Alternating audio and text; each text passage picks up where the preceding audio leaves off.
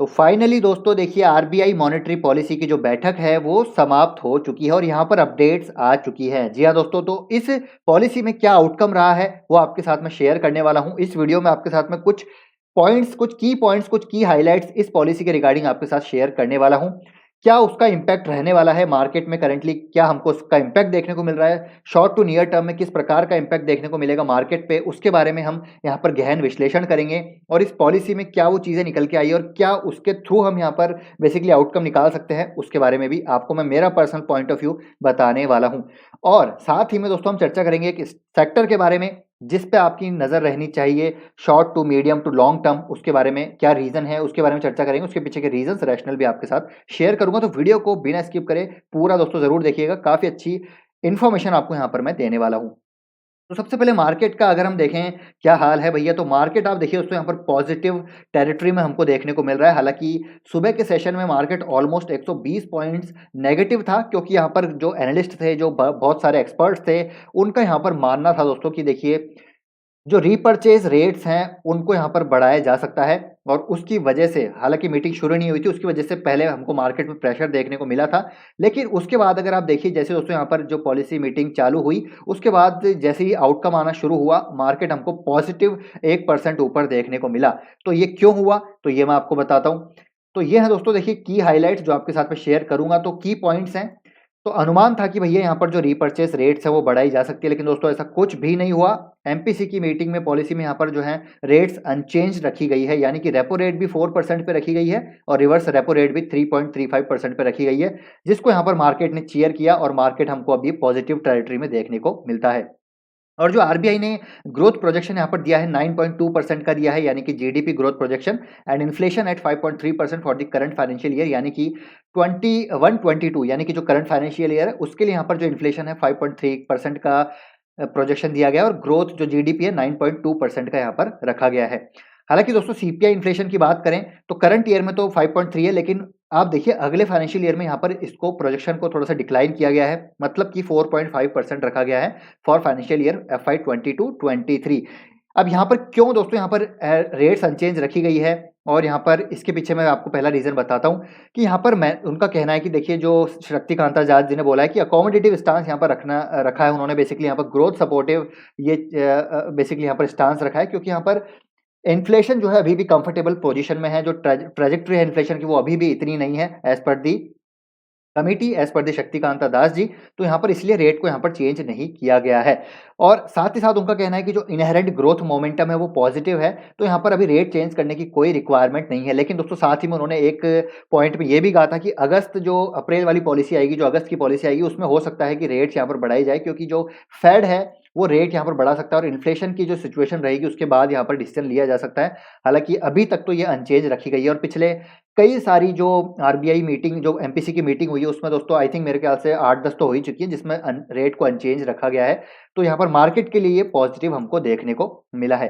लेकिन दोस्तों क्या भविष्य में हमको ये सिमिलर रहता हुआ देखने को मिलेगा? मुझे लगता है ऐसा नहीं है। देखिए मेरा पर्सनल ओपिनियन है, क्योंकि बेसिकली अभी अगर आप देखेंगे तो क्रूड की जो प्राइसेस दोस्तों बहुत ज़्यादा हो चुकी है। अगर मैं आपको एक डेटा यहाँ पर दिखाऊँ तो ये देखिए दोस्तों, क्रूड की जो लास्ट मीटिंग थी एमपीसी की उसमें जो ब्रेंट क्रूड था करीब $71 प्रति बैरल था, लेकिन आज की डेट में $91 प्रति बैरल से ऊपर जा चुका है। तो बहुत ज़्यादा दोस्तों यहाँ पर डब्ल्यूपीआई इन्फ्लेशन हमको बढ़ता हुआ देखने को मिलेगा।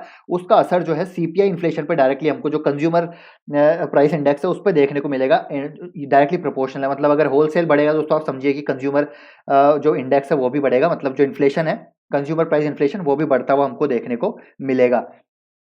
ठीक है, सबसे पहली बात तो ये हो गई। और अभी आपको पता है दोस्तों स्टेट इलेक्शंस होने वाले हैं, तो उसमें भी मुझे लगता है कि स्टेट इलेक्शन की वजह से भी दोस्तों यहाँ पर कुछ चेंज हुआ नहीं है। मार्केट को यहाँ पर थोड़ा-सा आप कह सकते हैं कि जो बोरोइंग प्रोग्राम है उसके तहत यहाँ पर एक सपोर्टिव स्टांस यहाँ पर रखा गया है। जो मैसिव बोरोइंग प्रोग्राम है वो स्मूथली चले, market would be looking forward to assurance and support from RBI. तो ये देखिए मार्केट में हमको तेजी देखने को मिली है, तो इसकी वजह से कोई रेट हाइक की गई नहीं। लेकिन एक बार जैसे स्टेट इलेक्शन खत्म होते हुए हमको देखने को मिलेंगे और अगस्त वाले जो एमपीसी की मीटिंग होगी उसमें मुझे लगता है कि रेट्स यहाँ पर बढ़ाई जा सकती है। फेड की रेट टेपरिंग भी यहाँ पर शुरुआत हो जाएगी और $91 यहाँ पर पहुंच चुका है प्रति बैरल ब्रेंट क्रूड। तो ये काइंड ऑफ दोस्तों आप कह सकते हैं कि थोड़ा-सा इन्फ्लेशन देखिए मैं यहाँ पर शक्तिकांता दास जी का कहना है कि इन्फ्लेशन काफ़ी बढ़ चुका है, लेकिन जितनी भी मैंने कॉन कॉल पढ़ी है, चाहे मैं बात करूँ एशियन पेंट्स की या फिर जितनी भी स्पेशलिटी केमिकल कंपनी है या फिर जितनी भी कैपिटल गुड्स की कंपनी है, सब पे इन्फ्लेशन की मार पड़ रही है और मैनेजमेंट यहाँ पर बोल रहा है कि इन्फ्लेशन काफ़ी ज़्यादा है। तो यहाँ पर शक्तिकांता दास जी का कहना है कि भैया कंफर्टेबल इन्फ्लेशन ट्रैजेक्टरी है। तो काइंड ऑफ ये मेरा पर्सनल ओपिनियन है कि यहाँ पर सिचुएशन इतनी नॉर्मल भी नहीं है, क्योंकि अगर जो जो बिज़नेस चला रहे हैं, जो कंपनी चला रहे हैं, अगर वो बोल रहे हैं इन्फ्लेशन काफ़ी ज़्यादा है, तो काइंड ऑफ ये आप समझ सकते हैं कि यहाँ पर चीज़ें जो हैं एक बैलेंस में नहीं है। तो लेट्स सी यहाँ पर क्या होता है, लेकिन अभी के पॉइंट ऑफ व्यू से बात करें तो आप यहाँ पर देख सकते हैं कि मतलब सिचुएशन सही नहीं है। पिछली बार की जो मीटिंग थी, उसमें यहाँ पर इन्फ्लेशन, ब्रेंट क्रूड सब यहाँ पर आप कह सकते हैं कि नॉर्मल था, लेकिन इस बार की मीटिंग में सब कुछ यहाँ पर ज़्यादा बढ़ चुका है, लेकिन स्टिल यहाँ पर कोई भी ऐसा रेट चेंज नहीं की गया। लेकिन भविष्य में जैसे इलेक्शन खत्म हो जाएँगे, मुझे लगता है यहाँ पर बढ़ सकते हैं रेट्स, तो इसके लिए हमको तैयार रहना चाहिए। लेकिन ओवरऑल यहाँ पर कहा गया है कि जो इंडिया की ग्रोथ है वो फास्ट पेस पे रह सकती है एज़ कंपेयर टू वर्ल्ड। जैसे कि हम कभी चर्चा करते हैं कि इंडिया की जो ग्रोथ ट्रैजेक्टरी है वो डेफिनिटली लॉन्ग टर्म में हमको ऊपर ही जाते हुए देखने को मिलेगी। शॉर्ट टर्म में यहाँ पर बहुत कुछ हो सकता है। यहाँ पर चाहे कोर इन्फ्लेशन बढ़े, चाहे हेडलाइन इन्फ्लेशन बढ़े, वो शॉर्ट टर्म में डेफिनिटली होता रहेगा। क्रूड ऑयल की प्राइसेज़ आज $91 है, 100 भी जा सकती है, लेकिन कभी ना कभी तो ये कम आती हुई देखने को मिलेगी जब रेट हाइक हमको होती हुई देखने को मिलेगी। तो ये सारी चीज़ें एक शॉर्ट टर्म चीज़ें हैं, लॉन्ग टर्म में मेरे ख्याल से यहाँ पर कोई प्रेशर नहीं आना चाहिए। तो बेसिकली अकोमोडेटिव स्टांस रखा गया है यहाँ पर आरबीआई की मीटिंग में।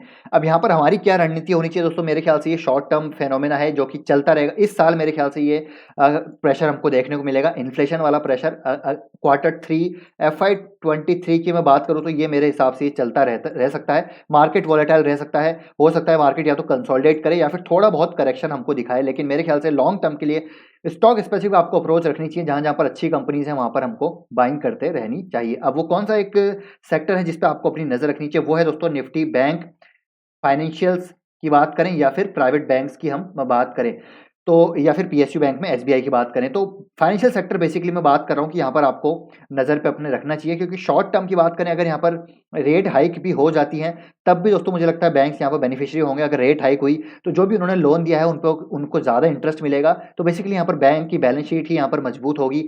और साथ ही साथ अगर लॉन्ग टर्म की बात करें तो इकोनॉमी को अगर ग्रो करना है तो फाइनेंशियल सेक्टर की ग्रोथ होना बहुत इंपॉर्टेंट है, क्योंकि बेसिकली फाइनेंशियल सेक्टर बैकबोन होती है किसी भी इकोनॉमी की।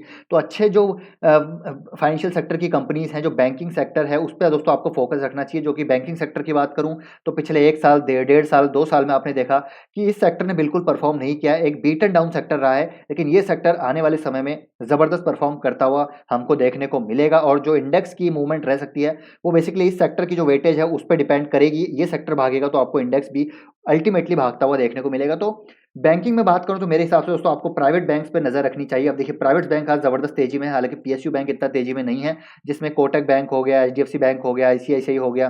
तो इन पे आपको जरूर नजर रखनी चाहिए, एक्सिस बैंक हो गया, ठीक है, इन पे आपको नजर रखनी चाहिए। मेरे ख्याल से यहाँ पर करेक्शन आती है तो आपको थोड़ा थोड़ा एक्यूमुलेट करना चाहिए। लॉन्ग टर्म का नजरिया रखिए, क्योंकि साल भर का अगर आप सोचेंगे तो साल भर में वॉलेटिलिटी काफी रहेगी, लेकिन अगर आपको सोचना है 5 साल का, तो आपका जो पोर्टफोलियो है उसमें क्वालिटी बैंक्स रहेंगे, क्वालिटी कंपनीज रहेंगी। बैंक्स के अलावा भी अगर क्वालिटी कंपनीज रहेगी तो कोई प्रॉब्लम नहीं है। बस लंबे नजरिया लंबा रखिए। आप अब अगर शॉर्ट टर्म की सोचेंगे, अगर आपका नज़रिया दोस्तों शॉर्ट टर्म का, अगर आपको पैसे चाहिए 1 साल में, तो मेरे ख्याल से आपको मार्केट में अपने हिसाब से प्रॉफिट बुकिंग करनी चाहिए, अगर आपको पैसा 1 साल में चाहिए। लेकिन अगर आपको नहीं चाहिए अपना पैसा जो आपने मार्केट में लगाया 3 साल तक, 5 साल तक, तो बिल्कुल बेफ़िक्र होकर दोस्तों आप यहाँ पर इन्वेस्ट करते रहिए, कोई प्रॉब्लम नहीं है। लॉन्ग टर्म इकोनॉमी हमारी ग्रो होने वाली है, काफ़ी ज़बरदस्त हमारी फास्टेस्ट पेस रहने वाली है हमारी इकोनॉमी की ग्रोथ की यहाँ पर वर्ल्ड में, जैसे कि यहाँ पर शक्तिकांता दास जी ने भी बोल दिया है। तो आई होप दोस्तों ये जो अपडेट वीडियो है आपको इन्फॉर्मेटिव लगा होगा। यहाँ पर मैंने जो की हाइलाइट्स हैं उनके बारे में चर्चा करी है। हालाँकि यहाँ पर बहुत सारी चीज़ें बात हुई है, लेकिन मैंने आपके साथ की हाइलाइट्स डिस्कस की है। आप कमेंट करके ज़रूर बताइएगा, आपका क्या यहाँ पर थॉट प्रोसेस है, क्या यहाँ पर आपका स्टांस है। तो आई होप ये वीडियो अच्छा लगा तो प्लीज़ लाइक कीजिएगा। मिलते हैं दोस्तों आपसे नेक्स्ट वीडियो में। Till then take care, bye bye.